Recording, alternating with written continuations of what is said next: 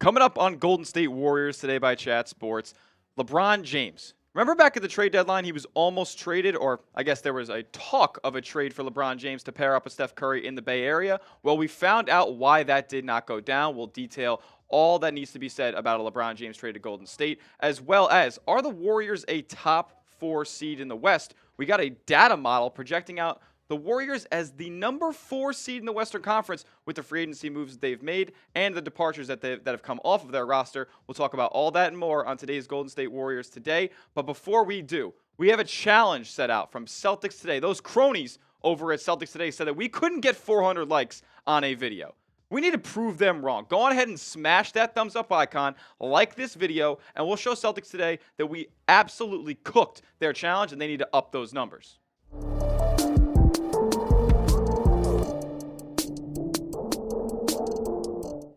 So a new report has come out concerning the idea of a LeBron James trade to the Golden State Warriors that was brought up at this year's NBA trade deadline. We found out the reasoning as to why this trade didn't go down and why Stephen Curry and LeBron James are likely not going to be paired up with each other on a team for the foreseeable future and what could likely be the remainder of their careers. Well, it always comes back to this clown, Rich Paul. He, quote, was adamantly opposed to a trade for LeBron to Golden State. I mean, we'll dive into what I think was the reasoning for what Rich Paul thinks that this trade shouldn't have gone down for. But here's Marc Stein and what he heard about why Rich Paul kind of cut the cord on any potential LeBron to Golden State deal. He said, sources say Paul implored both teams to scrap the concept, despite some owner-to-owner dialogue between the Warriors' Joe Lacob and the Lakers' Jeannie Buss, and Draymond Green's determination to lobby LeBron James to push for relocation to the Bay Area, largely because he wanted to insinuate James from potential backlash over switching teams for the 4th time in his career. Well, to be honest, Rich, I'm really not buying that, to be quite honest with you. Would it really tarnish LeBron's legacy at this point in his career? I mean, he's 40 years old. He's won 4 championships. He's already dealt with the vitriol that was given towards him when he left for the Heat. And, I mean, when he left for the Lakers, did anybody really even care? I feel like that was always a formality that LeBron was going to head to the Lakers in that summer of 2018. Obviously, when he went back to the Cavs, everybody was happy about that. So would pairing up with Steph Curry really tarnish his legacy? I mean, look at what you took from us, Rich Paul. There was an opportunity for what we saw at the 2024 Paris Olympics to be a full-time thing, and looks like it's not going to be because Rich Paul probably, in my opinion, putting my tinfoil hat on for a second here, did not want his boy LeBron James to be outshined by our sweet prince, Stephen Curry. That's my idea behind this. But, I mean, could you imagine possibly pairing these two guys up together? LeBron James at 40 years old is still averaging more than his career averages across the board. I mean, yes, he's at 27 points per game for his career. He's basically already there at 26 points per night last season. By the way, with these two guys at age 40 and 36 for Stephen Curry, playing 70-plus games at this point in their career shows that they're still looking to be the franchise players and guys that are going to be competing for a championship even in the twilights of their career. But LeBron, I mean, 26, 7, and 8 at 40 years old on those efficiencies. No, it's not a crazy high volume in the three-point regard, but LeBron's found a way to elevate his game even going into age 40 by just turning back the clock and being an uber-efficient three-point shooter. And then obviously we know Steph has just been knocked down every single season, continuing to put up MVP-like numbers, carrying this Warriors franchise where it needs to be. I mean, these two they fit. They clearly, when you watch them play on the floor, they look comfortable with each other. LeBron, when he has the ball in his hands, Stephen Curry is able to run around the entire perimeter of the floor, running off of screens, curling off of screens, LeBron setting them up, and both of them kind of complementing each other in the ball handling department. I'm honestly appalled at Mr. Rich Paul for making this kind of dead in the water, per se. I mean, I want to hear from you guys on this topic. I know the comments section is always a bloodbath when it comes to LeBron James and pairing him up with Steph Curry in the Bay possibly. But what do you guys think? Do you wish LeBron got traded to the Golden State Warriors? Type Y for yes. Type N for no down in the comments. I'm expecting a massive 50-50 split, but I mean, look, telling you right now, LeBron and Steph would have been a marvel. I would be typing my Ys. Now, is a Warriors trade for LeBron James even possible? Is there a possibility that Steph Curry and LeBron James share the floor again in the same uniform before their illustrious careers wrap up? Well, unfortunately, probably not. As the Lakers, back at the NBA draft this year, committed the biggest act of nepotism in sports history by selecting Bronny James at number 55. Now, do I think Bronny is an NBA player? Yes, I think he had the tools, but I thought he should have stayed in college. As far as the Golden State Warriors and the Los Angeles Lakers go, it seems like LeBron James is locked into his tenure with the Los Angeles Lakers for the foreseeable future. With Bronny on a 4-year contract, I mean, is there any chance that he decides to say peace out to his son? I'm going to go play with Steph in the Bay Area.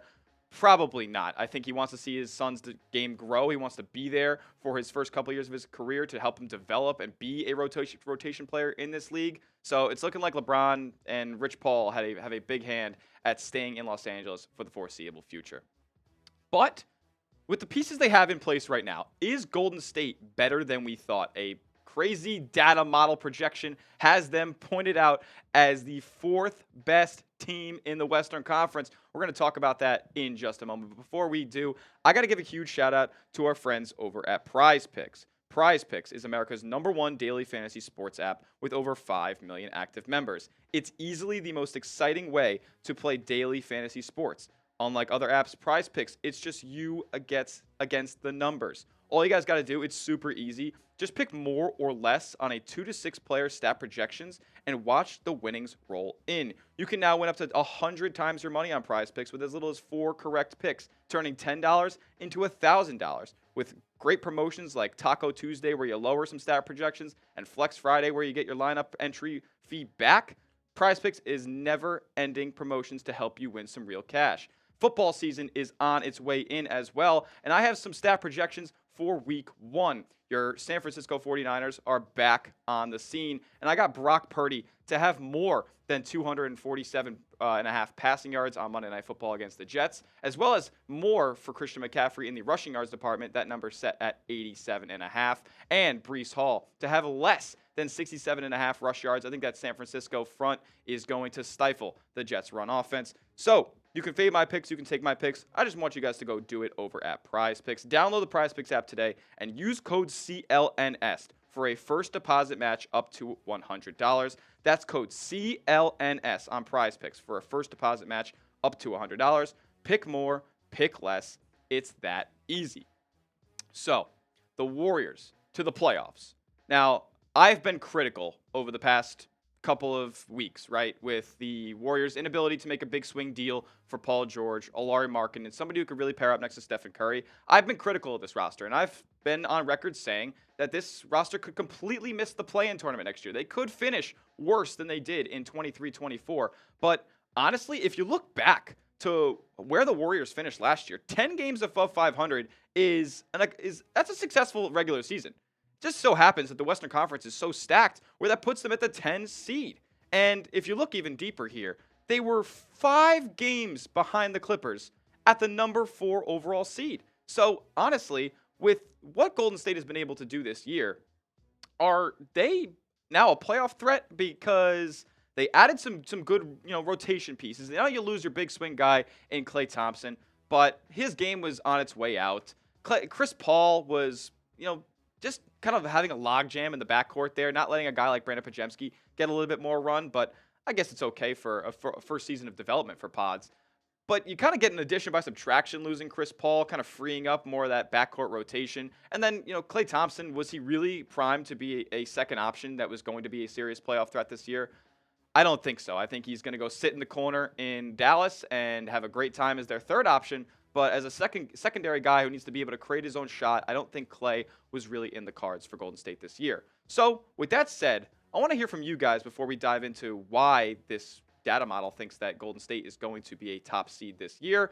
Will the Warriors make the playoffs in 2024, 2025? Type make if you think they're going to make the playoffs, or if you think they're going to miss, type miss down below in the comments. I want to hear from Dub Nation on this topic.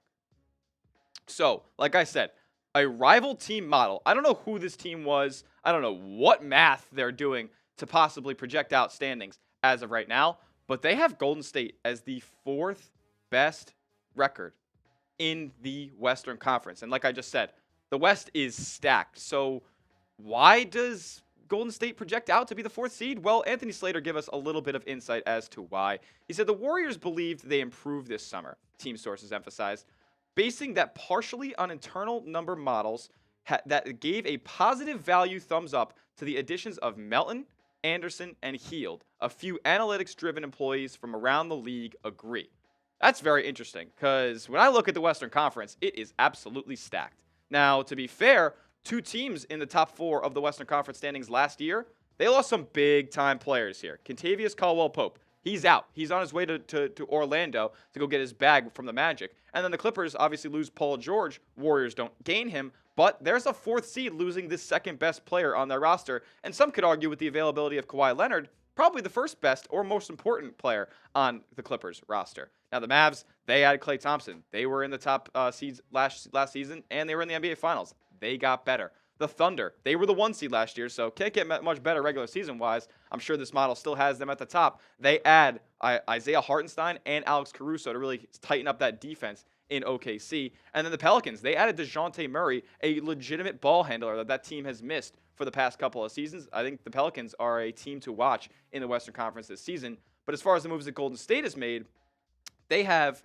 Klay Thompson on his way out to Dallas. Unfortunately, that hurts the Warriors in their playoff pursuits. Chris Paul, he's on his way to play with Wemby in San Antonio. Could they really have a big leap this season with a veteran point guard presence in Chris Paul, a couple other solid young pieces around Wembanyama, and a big year 2 leap from the 7'5" freshman?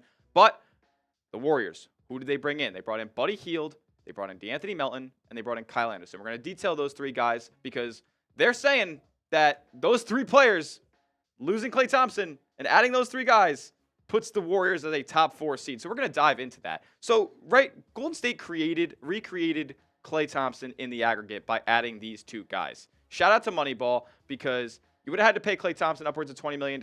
Now you get these 2 guys on shorter-term deals and for money that kind of comes all together and equaling what Klay Thompson would have been worth for Golden State. And when you got a guy like DeAnthony Melton who plays both ends of the floor with high energy, can hit the 3 ball at a pretty solid clip, and is going to give you that ball handling security that you might need in a non-Steph or non-Brandon Pajemski lineup. Decent enough shot creation, but more of a catch-and-shoot guy.